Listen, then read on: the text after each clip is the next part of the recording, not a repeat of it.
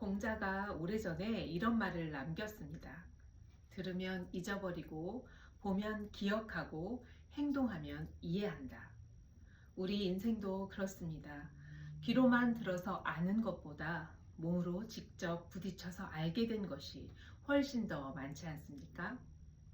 자녀를 키워보며 자식의 그 부모의 마음을 알게 되고, 몸이 아파보고서야 건강의 소중함을 알게 됩니다.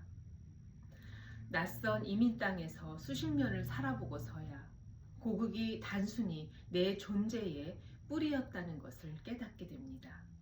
살아봐야 비로소 아는 것들이 있습니다. 그런데 성도 여러분, 죽음도 그렇습니다. 젊었을 때는 남의 이야기 같았는데 이제는 그렇지가 않습니다.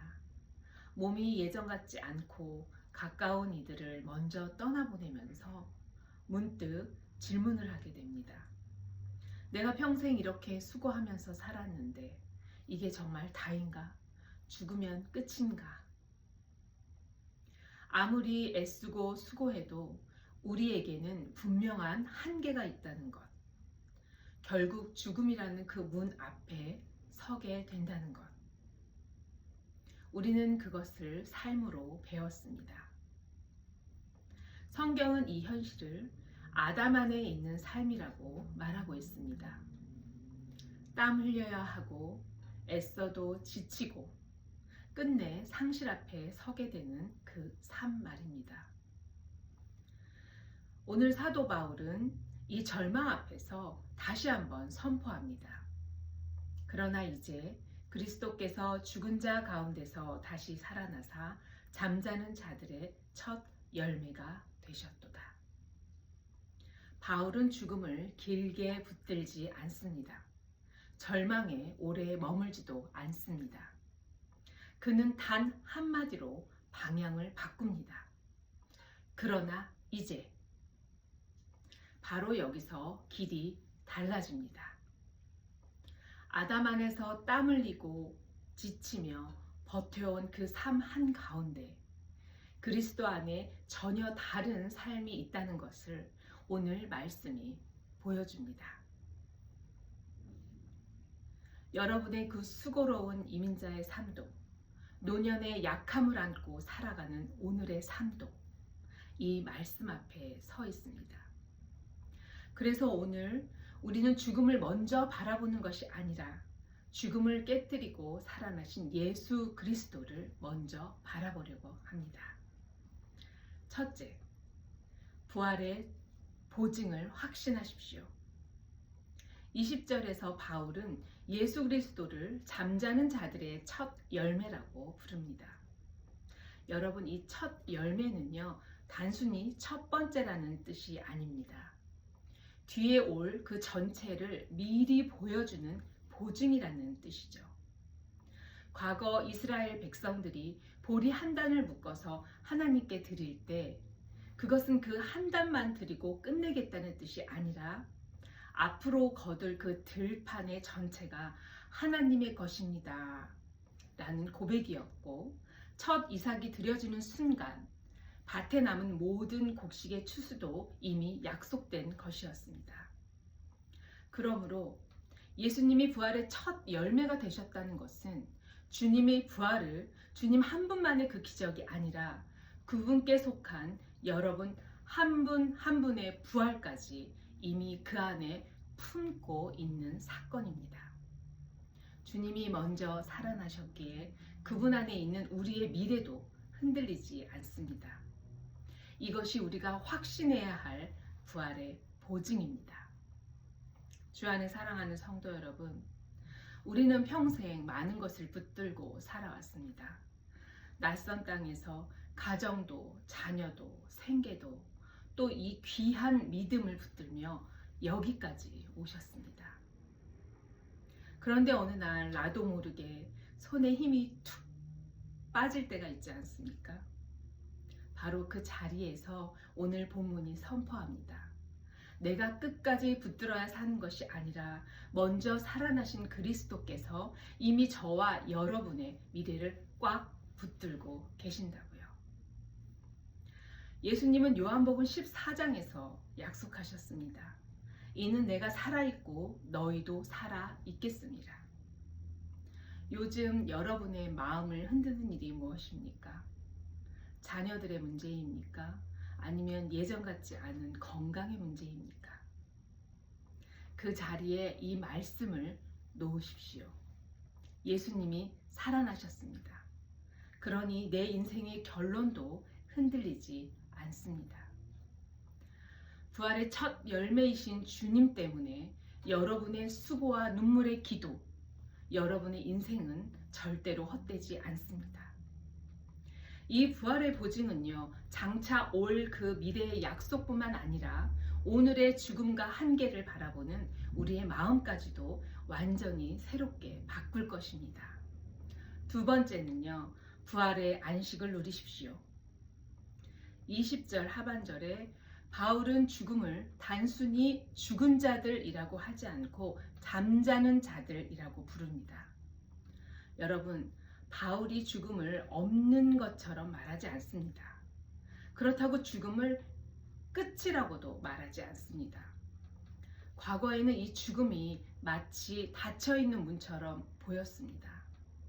하지만 그리스도께서 죽은 자 가운데서 다시 살아나신 후로 성도의 죽음은 더 이상 우리를 가두는 그 문이 아니라 평안한 잠듦의 자리, 안식의 자리가 되었습니다. 그래서 바울은 데살로니가 전서 4장 14절에서 이렇게 말합니다. 우리가 예수께서 죽으셨다가 다시 살아나심을 믿을진대 이와 같이 예수 안에서 자는 자들도 하나님이 그와 함께 데리고 오시리라. 아멘. 이 약속을 믿으십시오.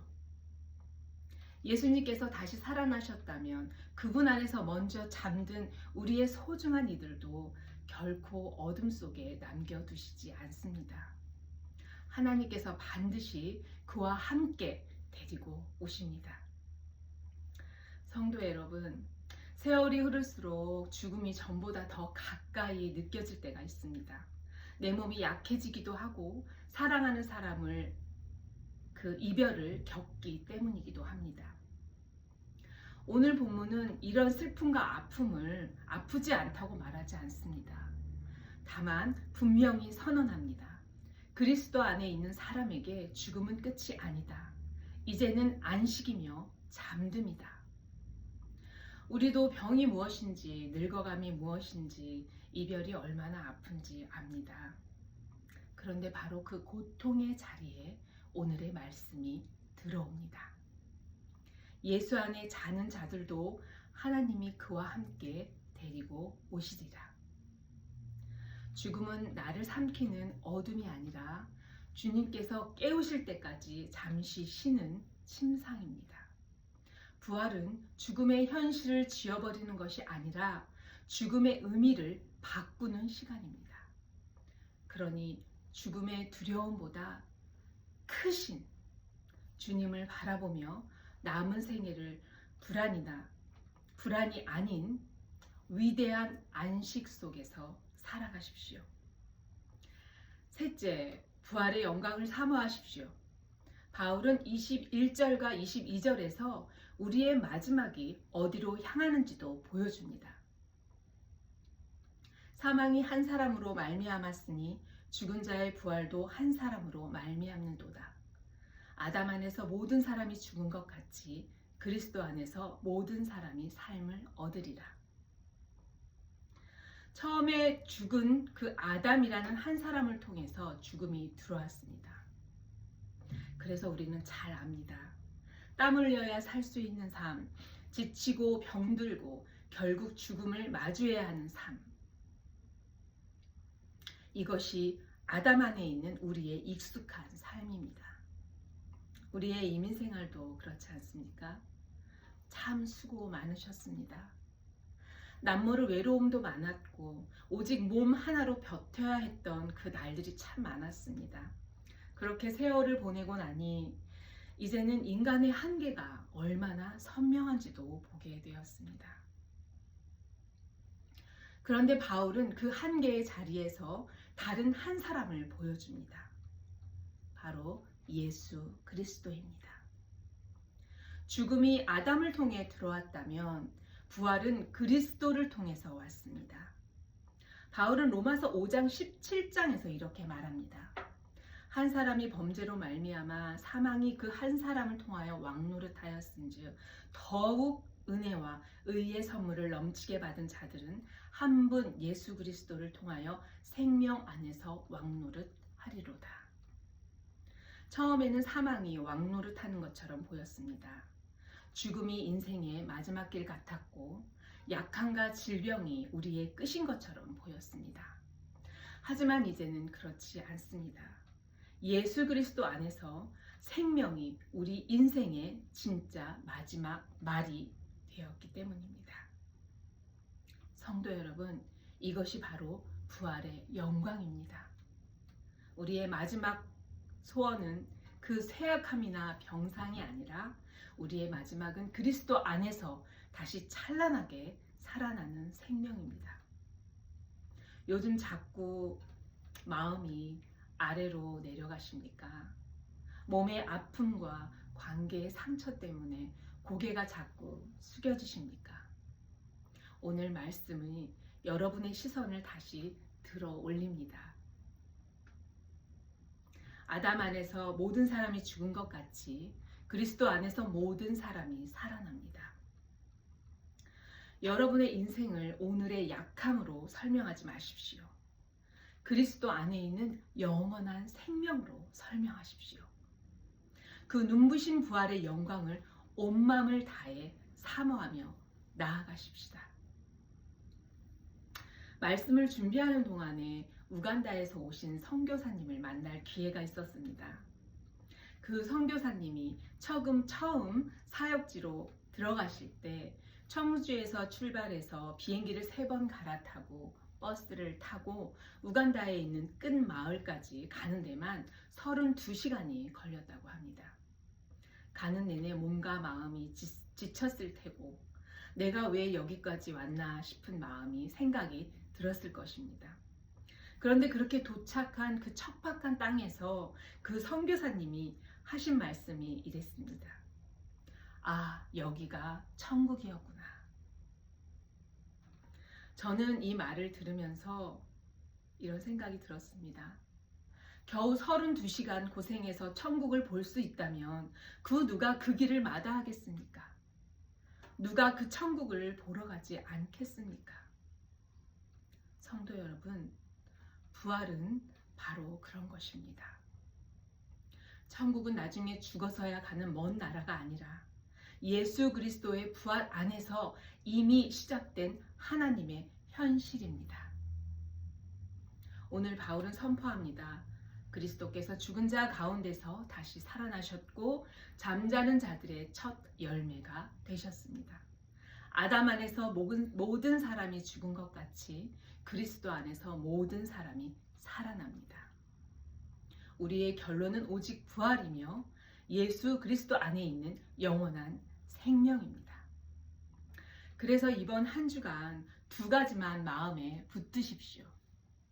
첫째는 천국의 언어로 관계를 살리시기 바랍니다. 아담 안의 언어는요, 자존심을 세우고 침묵하게 만들지만 그리스도 안의 언어는 먼저 다가가 그 사람을 살려냅니다.